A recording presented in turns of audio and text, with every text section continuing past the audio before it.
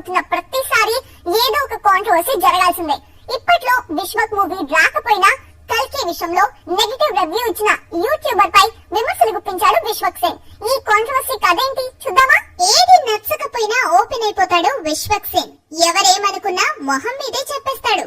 Gangs of గోదావరిపై వచ్చిన negative review పై ఘాటుగా స్పందించాడు. అయితే ఈసారి తన సినిమా విషయంలో కాకుండా కల్కిపై నెగటివిటీ క్రియేట్ చేసిన యూట్యూబర్ పై ఓపెన్ గా ఫైర్ అయ్యాడు విశ్వక్. కల్కి సినిమా రిలీజ్ కాకుండానే రివ్యూ ఇవ్వడం ఏంటంటూ మండిపడ్డాడు విశ్వక్. యూట్యూబర్ కూడా విశ్వక్ కు సమాధానమిస్తూ స్టోరీని షేర్ చేశాడు. కల్కి ప్రమోషన్ కంటే యూట్యూబర్ విశ్వక్ మధ్య రివ్యూ వార్ హైలైట్ అవుతోంది. కల్కి సినిమాను హాలీవుడ్ సినిమాలతో పోలుస్తూ యూట్యూబర్ వీడియో షేర్ చేశాడు. ఈ వీడియోను విశ్వక్ తన ఇన్స్టా స్టోరీలో షేర్ చేస్తూ యూట్యూబర్ పై విమర్శలు గుప్పించాడు.